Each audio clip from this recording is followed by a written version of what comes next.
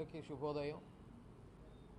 ఇందాక కోయలేషన్ వెట్టి నిర్మూలన సంఘానికి సంబంధించినటువంటి భానుజ గారు చాలా తీవ్రంగా కృషి చేస్తున్నారు వెట్టి నిర్మూలన విషయంలో. అసలు వెట్టి అంటే చాకిరీ అంటే శ్రమ నమ్ముకొని బతకడం. ఒకప్పుడు పూర్వం ఇంకా భయంకరంగా ఉంది, ఇప్పుడు కూడా భయంకరంగా ఉంది. చాలామంది చెప్పేదంటే అసలు వెట్టి ఎక్కడ ఉంది అని ప్రశ్నిస్తున్నారు కొంతమంది.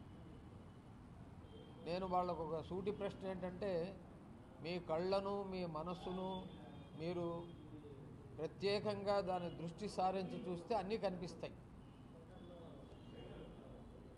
పల్లెల్లో దారుణాలు జరుగుతున్న విషయం మన అందరికీ తెలుసు, ముఖ్యంగా ప్రెస్ సభ్యులకు బాగా తెలుసు. మీరే ప్రెస్ను ద్వారా అన్ని రకాల బయటకు తీసుకొస్తున్నారు సమస్యలు కొంతమంది. కానీ వెట్టి అనే దానికంటే శ్రమను ఎవరైతే దోచుకుంటున్నారో వాళ్లపైన చర్యలు తీసుకోవలసినటువంటి పాలక వర్గాలు చాలా నిర్లిప్తంగా ఉన్నారు. దాంట్లో భాగమే ఇటువంటి కార్యక్రమం ఇప్పటికే కొనసాగుతాం. రెండో విషయం ఏంటంటే, వెట్టి రోజు రోజుకు పెరిగిపోతా ఉంది. వెట్టి అంటే అస్సలు ఇవ్వకపోవడం కాదు, అంతో కొంత వాళ్ళకు విదిలించేసి వాళ్ళతో విపరీతంగా శ్రమ చేయించుకోవడం. అది మన అందరికీ కనిపిస్తూ ఉంది. ఇవన్నీ చేయించుకుంటున్న వాళ్ళు ప్రధానంగా రాజకీయ నాయకులకు సంబంధించిన వాళ్ళు, వాళ్ళ అనుచరులు, అనుయాయులే తప్ప మామూలు వాళ్ళు ఇప్పుడు అది తగ్గింది. రాజకీయ అవగాహన లేని వాళ్ళు ఇలాంటివి పెద్ద పట్టించుకోవట్లేదు. కూలీలను పిలుస్తున్నారు, వాళ్ళు కూలిస్తున్నారు, చేయించుకుంటున్నారు. కానీ పొలిటికల్గా పలుకుబడగలిగినటువంటి వాళ్ళు ఇక్కడ ఏ పార్టీ అని నేను అనట్లేదు.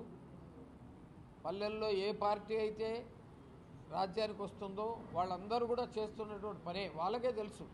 ఎవరైనా ఇది మంచిది కాదు నాయన అని చెప్పేదానికి బయలుదేరితే కూడా మా ప్రభుత్వం మా ఇష్టం. ప్రజల ప్రభుత్వాలు లేవు మనకి. ఏ గవర్నమెంట్ వచ్చినా మనం ఫస్ట్ వాళ్ళ నాయకులు మాట్లాడితే ఏంటంటే ఇది మా ప్రభుత్వం మా ఇష్టం. అంటే ప్రజల ప్రభుత్వం కాదు అనేది చాలా స్పష్టంగా వాళ్ళ నోటి నుంచే వాళ్ళు చెప్తూ ఉన్నారు.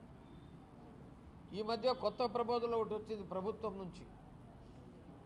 ఉద్యోగాలకు సంబంధించి దాదాపు గత 20-25 ఏళ్లుగా శాస్త్రీయమైనటువంటి పద్ధతుల్లో ఉద్యోగాలు ఫిలప్ చేయట్లేదు. వేకెన్సీలన్నీ మురిగిపోతున్నాయి. ఆ వేకెన్సీలు మురిగిపోయే వాటికి నామకే వాస్తేగా ఇగో మేము ఇన్ని లక్షలు చేసాం అన్ని లక్షలు చేసామని చెప్పుకోవడానికి కాంట్రాక్ట్ సిస్టము, అవుట్సోర్సింగ్ సిస్టమ్ అనేది కూడా తీసుకొచ్చారు. ఈ కాంట్రాక్ట్ సిస్టము, అవుట్సోర్సింగ్ సిస్టమ్ కూడా వెట్టిలో భాగమే అని నా వ్యక్తిగత అభిప్రాయం. అది అందరూ కూడా ఆలోచించాలని కోరుతా ఉన్నాను.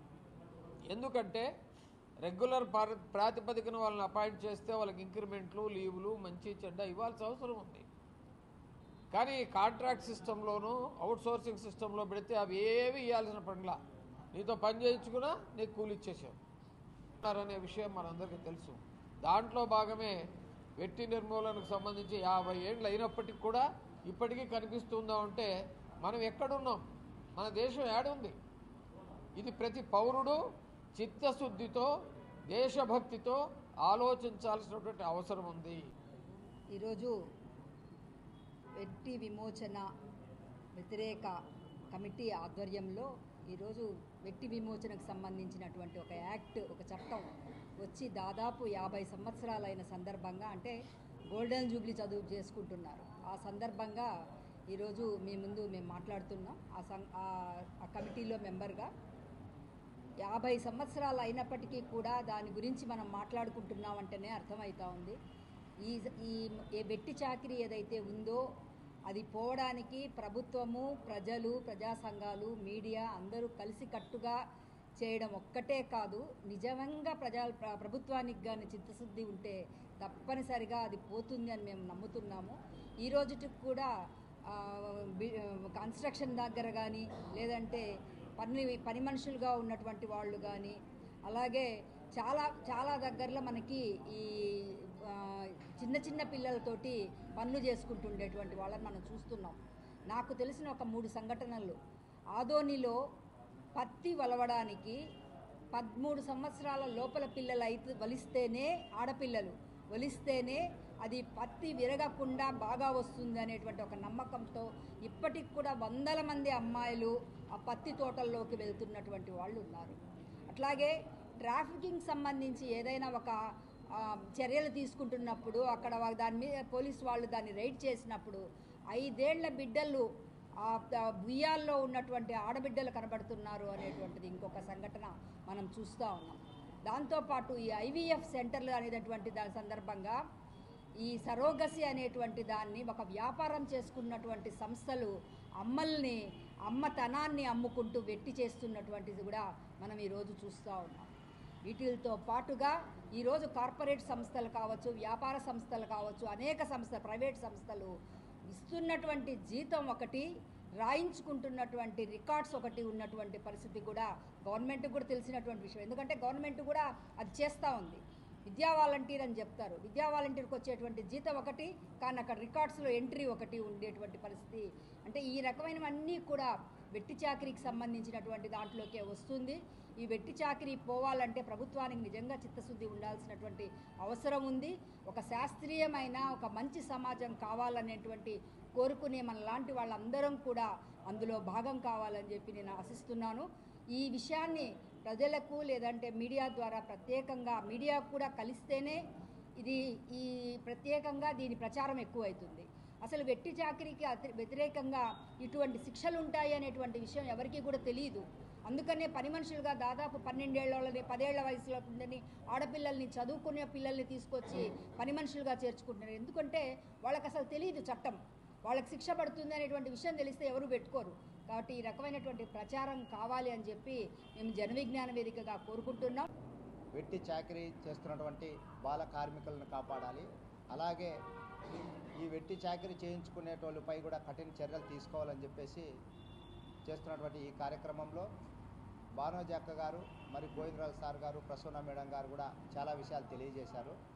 మరి వెట్టి చాకరీ అనేది దాదాపు 100 సంవత్సరాలుగానే కొనసాగుతుంది. అది కొన్ని కులాలకే పరిమితి కావడం కూడా దుర్మార్గం. మరి అందులో ముఖ్యంగా ఈ ఇటుక బట్టీలు, భవన నిర్మాణ రంగాల్లోనూ, వర్క్షాపులోనూ అత్యధిక శాతం బాల కార్మికులు కనిపిస్తున్నారు.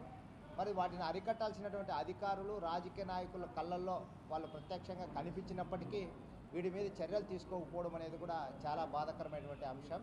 మరి ఇలాగ చెప్పుకుంటూ పోతే ఈ వడ్డీకి కానీ లేదంటే పనికి కుదిరించుకోవడానికి అని చెప్పేసి డబ్బులు ఇచ్చి అవి అధిక మొత్తంలో అప్పులుగా మార్చి కుటుంబాల మొత్తంగా వాళ్ళతో ఎట్టి చాకరీ చేయించుకోవడం అనేది కూడా ఈ అనంతపురం జిల్లాలో అధికంగా కనిపిస్తుంది. మరి దాంట్లో భాగంగానే ఈ బాల కార్మికులని కొంతమంది ఎవరైతే ఈ పనులు చేయించుకునేటోళ్ళు ఉంటారో వాళ్ళు మనుషులనే, అంటే పశువులు, మేకలు, గొర్రెల్ని ఏ విధంగా అయితే కొనుక్కుంటారో ఆ రకంగా మనుషులనే కొనుక్కొని వాళ్ళని పక్కకు పోనీకోకుండా బంధించి రాత్రి పగులనే తేడా లేకోకుండా వెట్టి చాకరీ చేయించుకోవడం అనేది కూడా చాలా దుర్మార్గంగా ఉంది. మరి ఇటువంటి బాల కార్మికులను కానీ లేకుంటే వెట్టి చాకరీ చేసే వారిని కానీ విముక్తి కల్పించాలి. వాళ్ళకి ఇప్పటికైనా న్యాయం జరిగే విధంగా ఈ ప్రభుత్వాలు కృషి చేయాలని చెప్పేసి కూడా మేము తెలియజేస్తున్నాం. ఎందుకంటే జిల్లా కలెక్టర్ గారు కానీ లేదంటే జిల్లా ఉన్నతాధికారులు వెంటనే స్పందించాలి.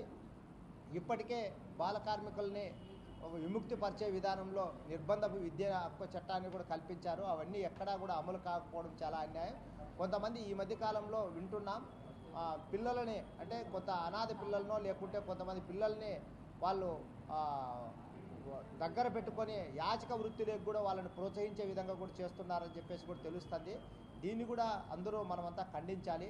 ఎందుకంటే సమాజంలో అన్ని వర్గాల, అన్ని కులాల, మతాలకు సంబంధించినటువంటి మనుషులు స్వేచ్ఛా హక్కులతో బతకాల్సినటువంటి ఈ స్వతంత్ర దేశంలో హెచ్చు తగ్గులుగా ఏర్పరిచి ఈ బాల కార్మికుల్ని ఎట్టి చాకరీ వైపు మళ్లించడం అనేది, ప్రోత్సహించడం అనేది పూర్తిగా తప్పుపట్టాలి. వీళ్ళకు విముక్తి కల్పించే విధంగా మనమంతా కృషి చేయాలని చెప్పేసి తెలియజేసుకుంటున్నాం.